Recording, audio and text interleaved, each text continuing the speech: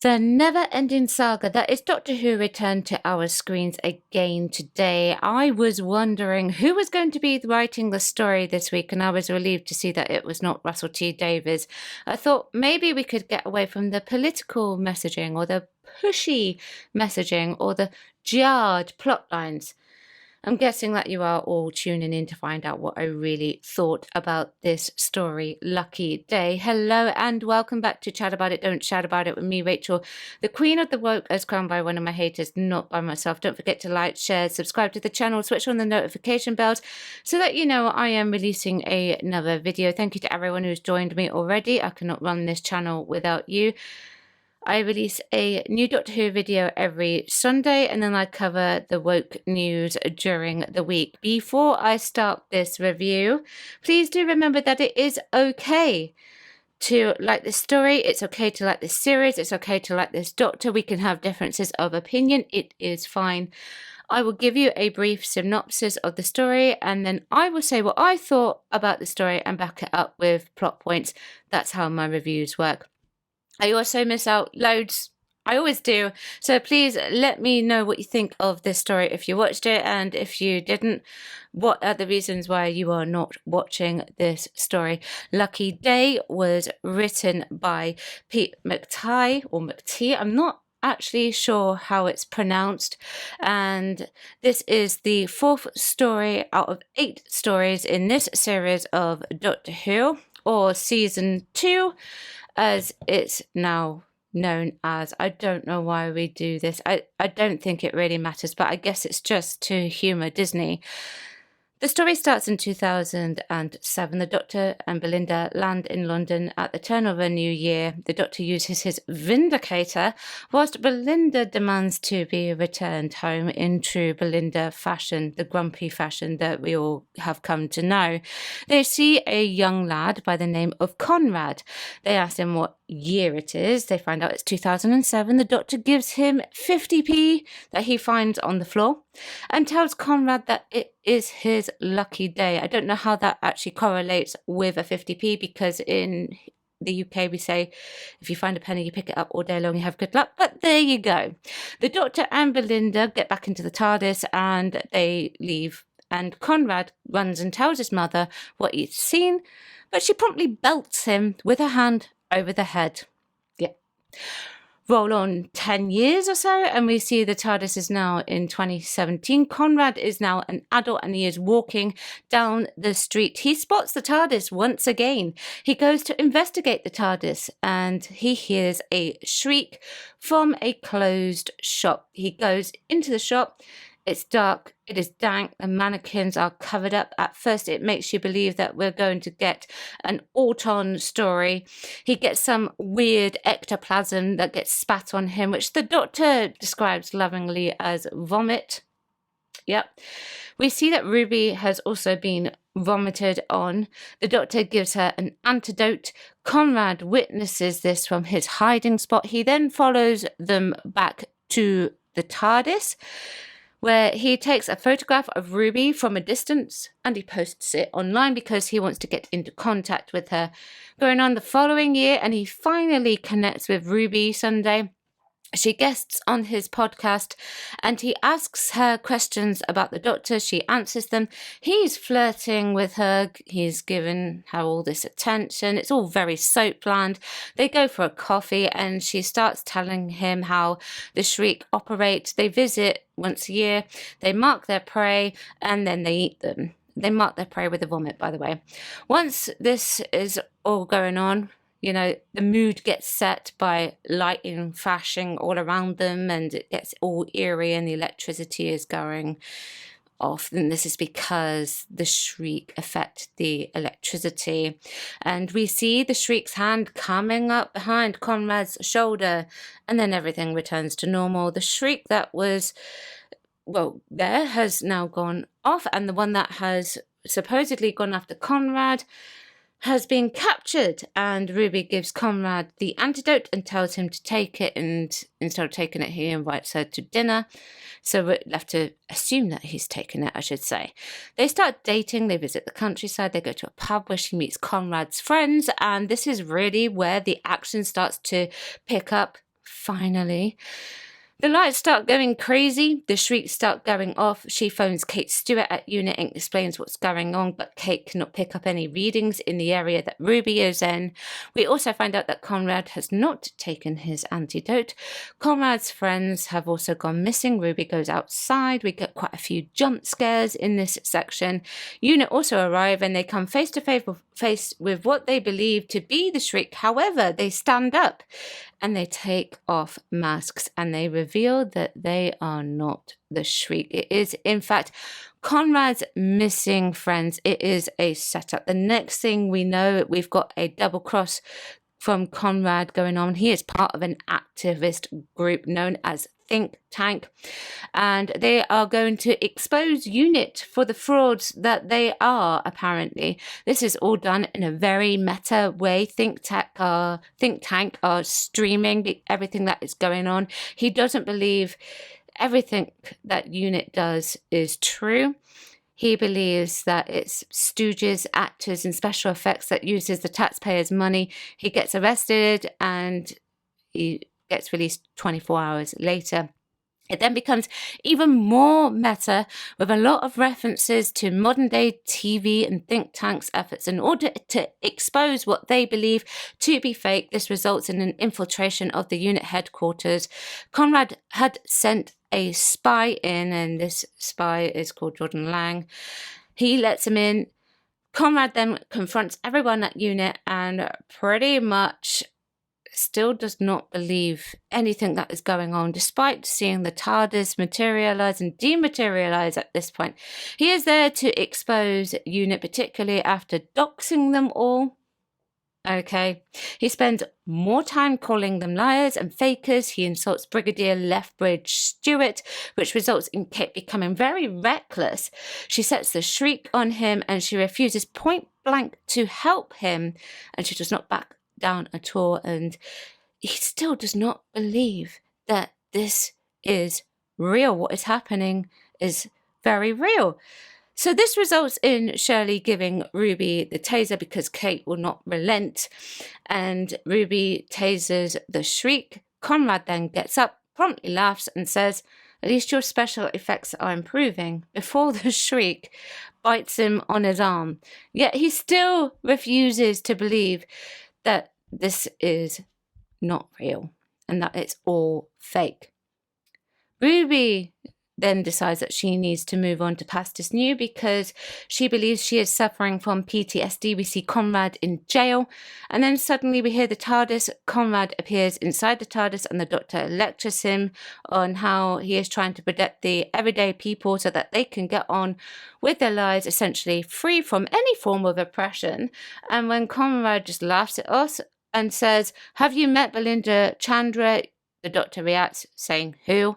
So he hasn't met Belinda at this point, which is probably meant to make us believe that this is the man who told him about Belinda, but we don't really know that yet. It could be another man altogether. This could be a MacGuffin.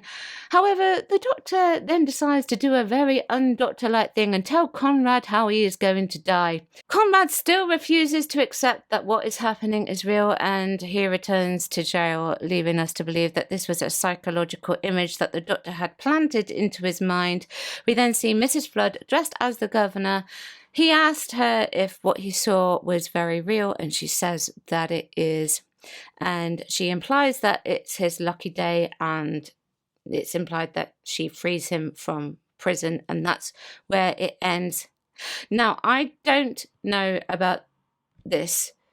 You will never know where she is going to pop up with Mrs. Flood. So let's start there. RTD was very much on the selling point of Mrs. Flood randomly appearing in each story. So in the first story, she popped up at the beginning, but in every other story so far that we have heard, she has popped up at the end. So is she going to pop up at the end of the next story as well?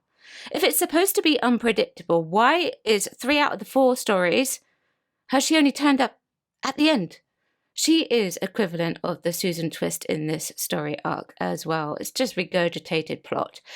I am very pleased now that Anita seems to be with each story and with each minimal line that she's got to be getting darker. Seems to be a bit of a less of a fourth wall break with her as well. There are still people out there theorizing that she is the Rani because of Flood. Now, given what I've argued about the copyright and things like that in past videos, I'm going to temporarily ignore that. I did at one point theorize that she was going to be the Rani. However, after more researching, I decided that this was not the case. And I'm looking now at the portrayal and what's going on within the writing, and I still am not convinced that she is the Rani, because she is way too interested in the Doctor. To me, the Rani is very much, I'm going to do my science experiments type of character, and the Doctor is more of a hindrance than anything else. Now, I could be completely wrong. It could be that, much like the Susan Twist arc, RTD thinks that he may be very clever, trying to do a play on words. I do think Anita is only going to get better. I know I said on the Sense Sphere that I thought she was going to come back, be a resurrected Angie Watts, but please note that is a joke, okay? Angie Watts was a character that she played on a soap here in the UK years ago. This is going back a long way. So at the moment, she's only playing a small role, but obviously this is going to get bigger. Somebody else who played a small role in this, though, was Ncuti Gatwa. Yes, this story was Dr. Light, and I'm a little bit worried. I'm not entirely sure what I think of this story. When I first watched it, I was not overly impressed, so I ended up watching it the second time, and I liked it better the second time. However, one opinion that remained consistent that I had from the first time round is that Ncuti was the closest that he had ever been to the portrayal of the Doctor in this story, and that is not good. He's a bit irritating at the beginning. The scene that we get with him at the beginning, where you see him and Belinda meeting Conrad, I felt like was added in just after the fact. I could be wrong though, but that's what it felt like. He was all intense with his energy. He felt very hyperactive, and he really did not feel like the Doctor at all. We know that some scenes were added in at a later date. We know that there was a little reshoot going on or something like that. That's what I heard anyway. So I wondered if that was one of them. Oh, and by the way, who on earth put the Doctor in that outfit?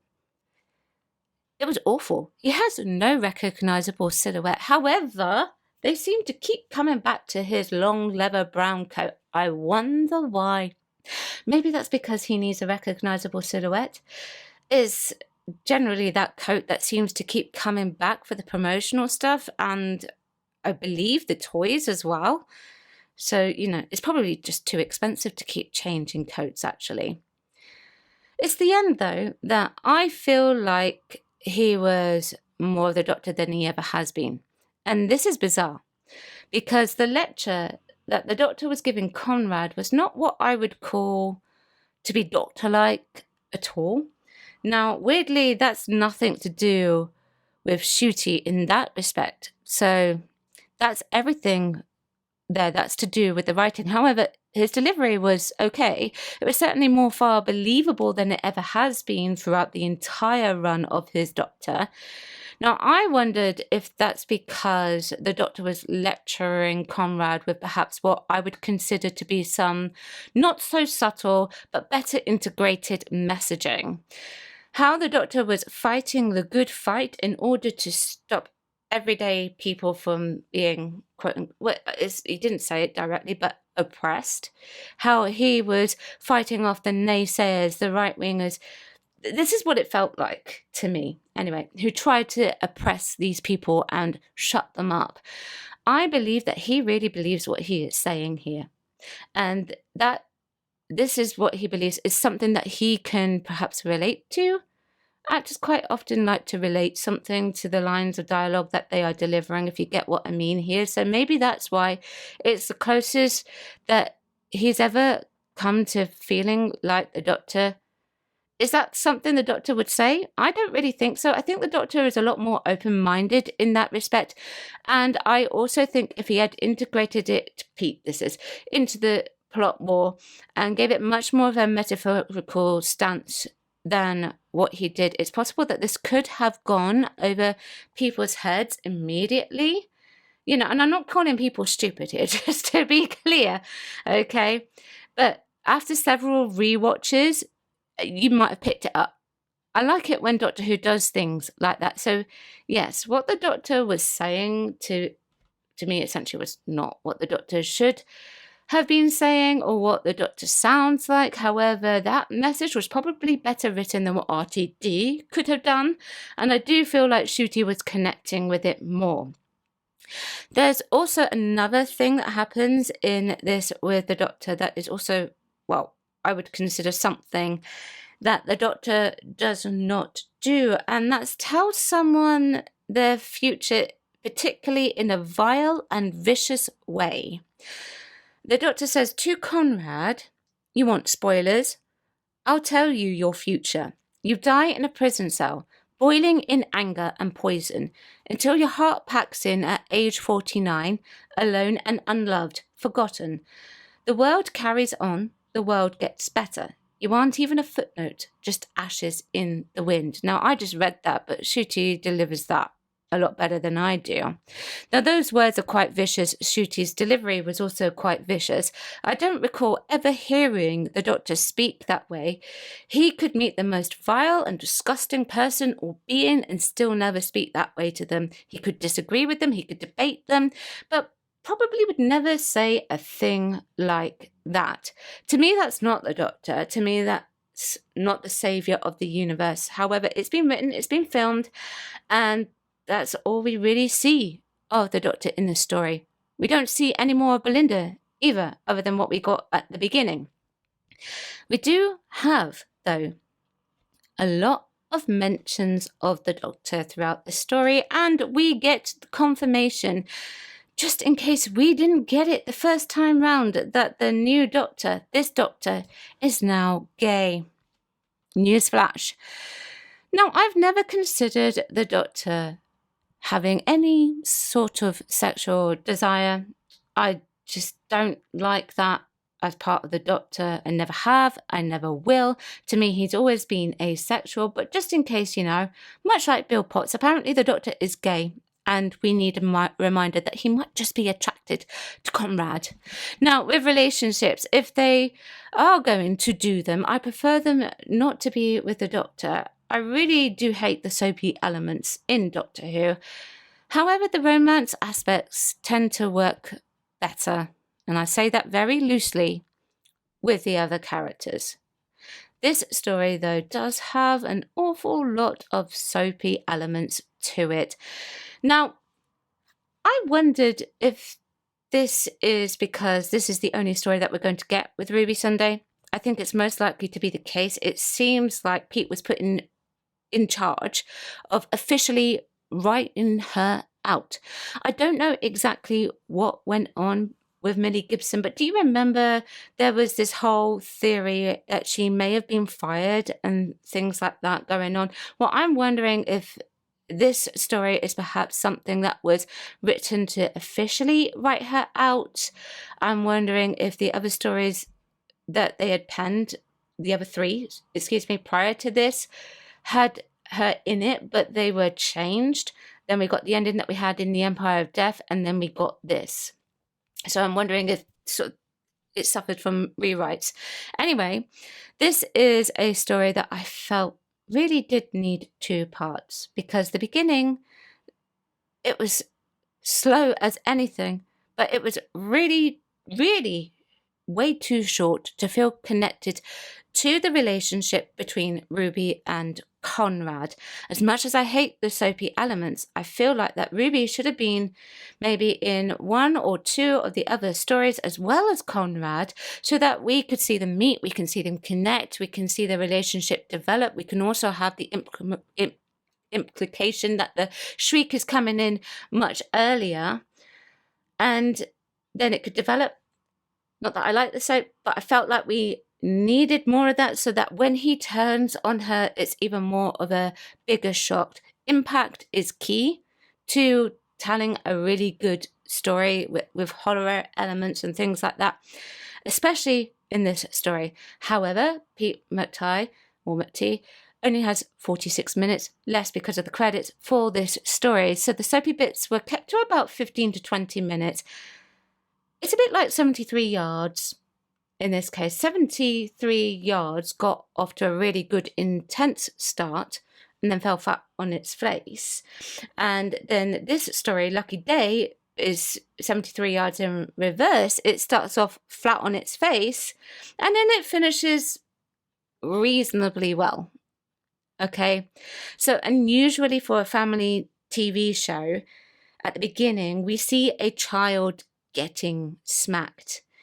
Now, when I was growing up, smacking a child was okay, but I know that in this day and age, smacking a child is not common and it's not recommended. And I personally don't recommend or condone smacking children. I just don't. Conrad's mother, she belts him across the head. That was probably quite shocking. I didn't see that coming at all. I wonder how children and teenagers felt about that and families felt about that. However, yes, it's a very slow start. It's pretty boring. There is, though, a certain creepiness in some of its places. So when Conrad enters the shop, we see mannequins. And if you have been a long-time subscriber to this channel, you know exactly what I think of mannequins. I hate them. I thought for a minute that we were going to get an Autumn story when Conrad was standing in front of that mannequin.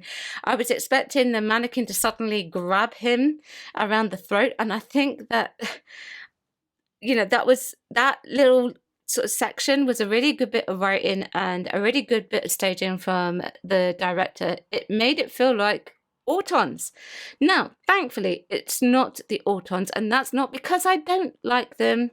It's mostly because what on earth can you do with them if you keep reusing them and attaching them to the Nestine consciousness? I feel like I said this last week, but yes.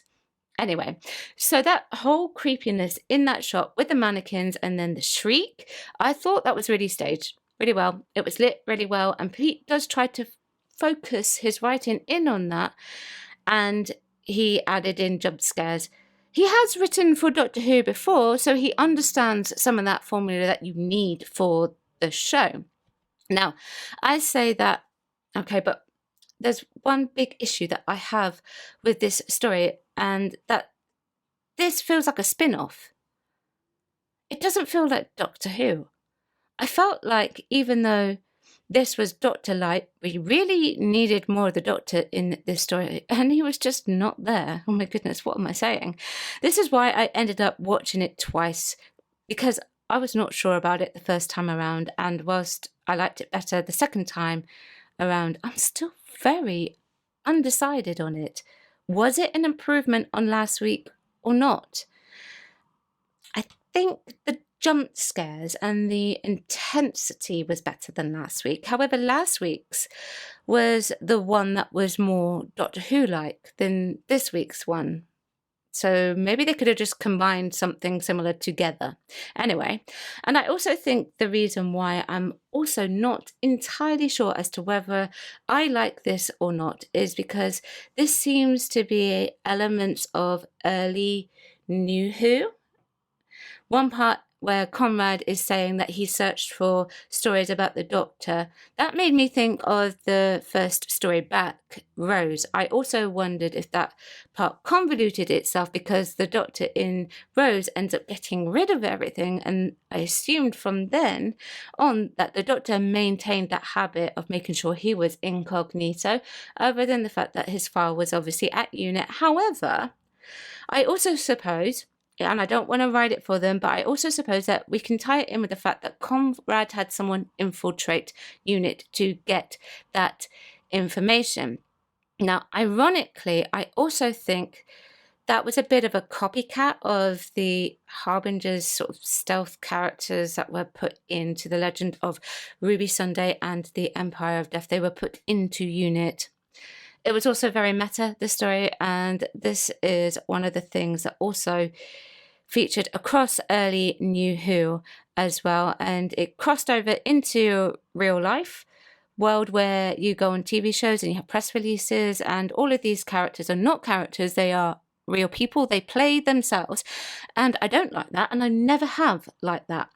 I do believe that when you do something like this, that you should give this job to actors. You're overlooking actors who are more than capable to do this job for the sake of tying it into reality.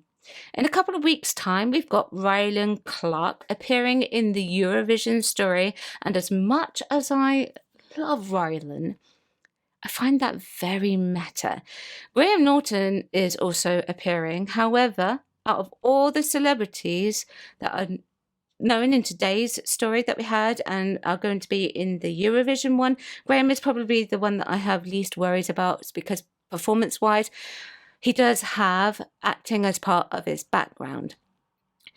I found that, in particular, with the TV presenter who was talking about Jonathan Ross in The Voice, I don't know his name and I haven't looked it up, the performance was a little bit hammy. You could see with the presenters that they were doing a heightened version of themselves, and sometimes that is very counterintuitive because it doesn't allow them to be natural, and it stops the flow of the story when it does something like that. It's also very placed movement, you know, oh, I'm moving my hand to here, now here. There's only so much the director can do as well in order to get the best performance from them. We also have references to TikTok, I believe, and social media influencers, and the fact that Conrad is part of an activist takedown group called Think Tank. Once this is all referencing everyday life, I do feel like Pete has done a slightly better job at integrating it into the story. I think that RTD would have botched this into oblivion. Now, our beloved Conrad is the bad man trope. You naughty men. Sorry, couldn't resist. But yes, ignore that.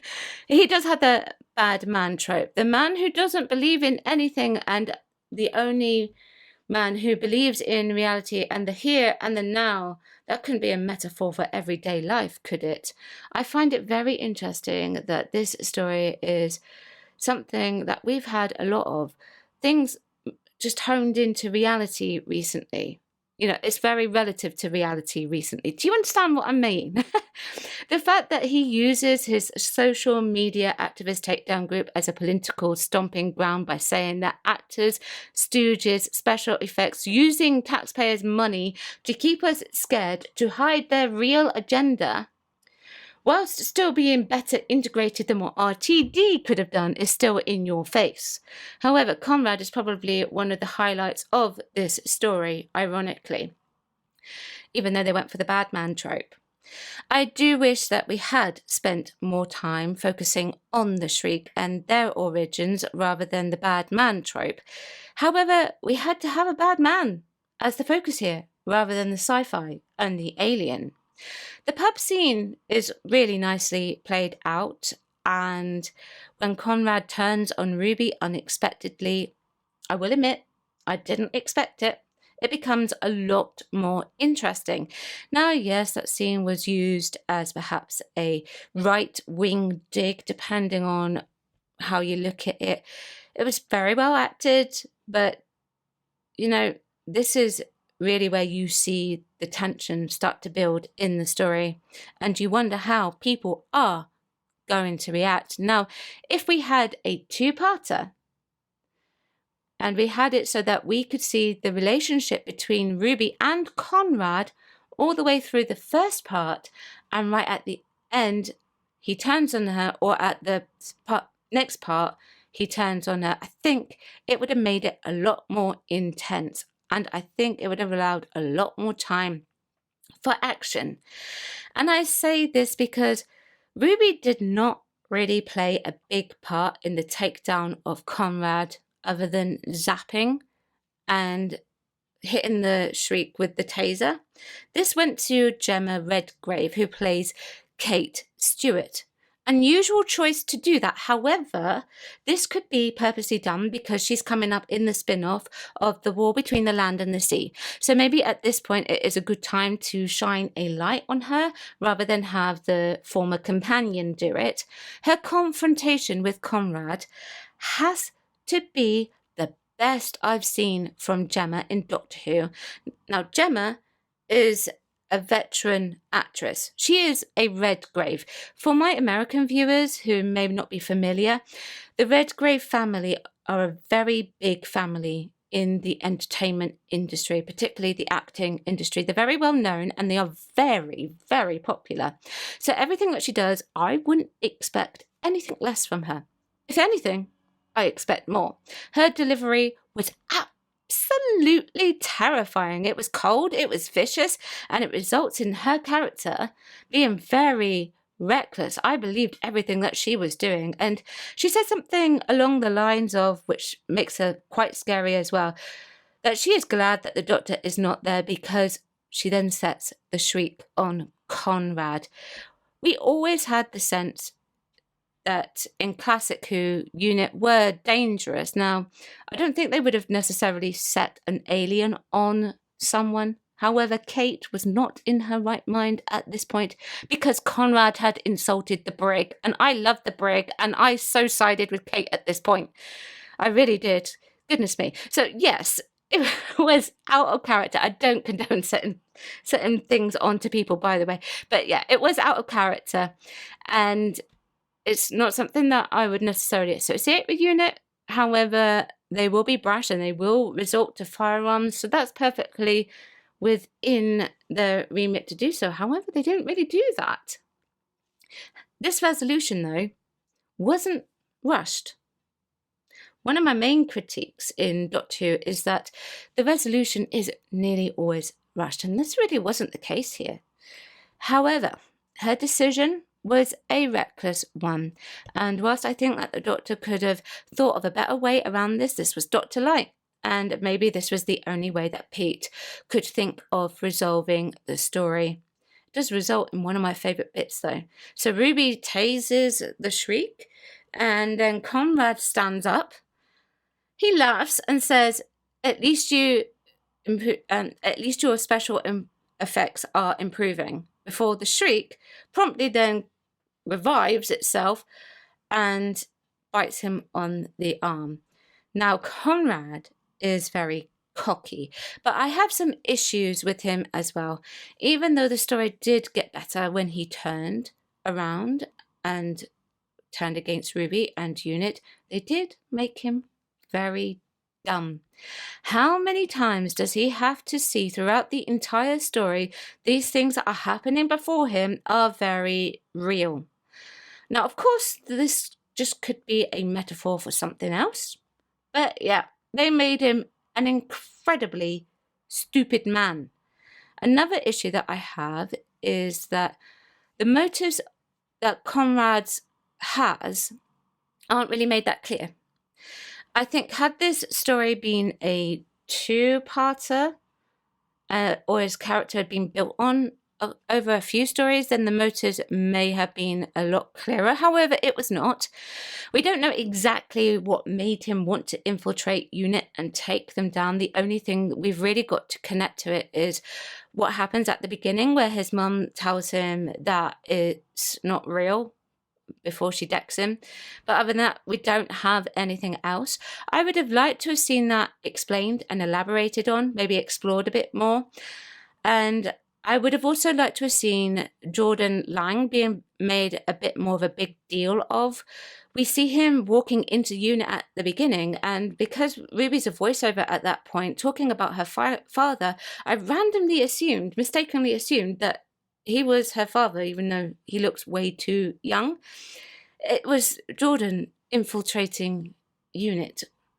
Now, we don't know how long Jordan has been there at UNIT before this story takes place.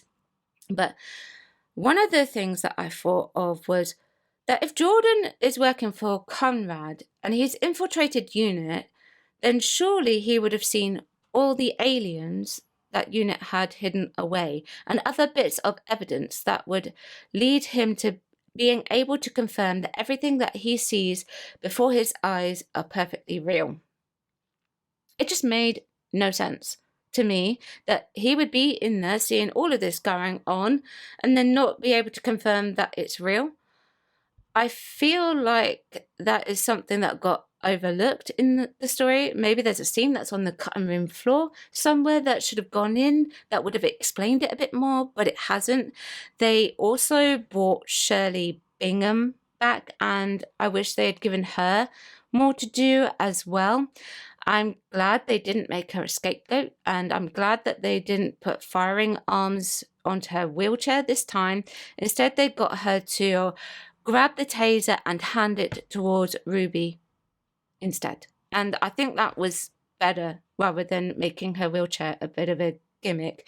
Even though I know I said I liked what her wheelchair did. Now, Ruby is back. I think I've said that already. Did you get that? Ruby is back. And I think that Pete did utilize her character quite well. However, I felt like she was slightly different in the writing. The portrayal was the same, but the writing was slightly different. And I think that's because they're obviously rounding off her story arc, so to speak, but they were toying with the idea that she is suffering from PTSD after traveling with the Doctor. Now, that's something I didn't expect. I don't know if I like that as part of the story or not. I feel like perhaps that's something that could be included if we had a Ruby spin-off and you could go into the more soapy aspects. This is just soapland territory, and PTSD is something that is very real and I think has to be explored in detail. But the thing is, in Doctor Who, they don't have time to do that. So really, with soapland territory, I think that Doctor Who really just need to start to break away from it. But they won't do that because they believe that's what keeps ladies watching, other than the fact that we've got a good-looking Doctor. Now, Pete does do the best that he can to integrate the PTSD throughout the entire story with Ruby. I don't think he does it enough. Weirdly, I've just contradicted myself, but I know what I mean by that. There were scenes that happened with Ruby's mum and Cherry, which I think could have been also easily cut and replaced with something else.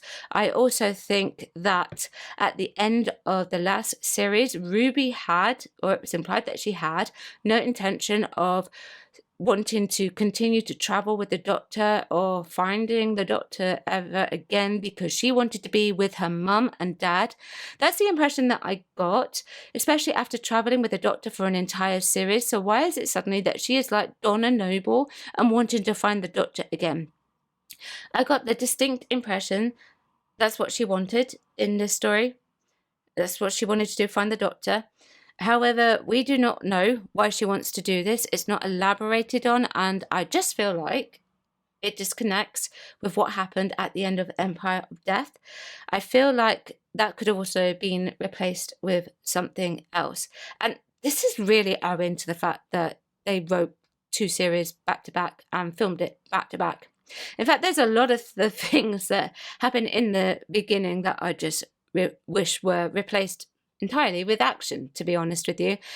However, that being said, Pete does really try his best to focus on the jump scares in this. Whilst they are few and far in between in the first 15 minutes or so, and after the political stomping ground that he takes about 5 minutes for, I do feel like he's trying to make people scared.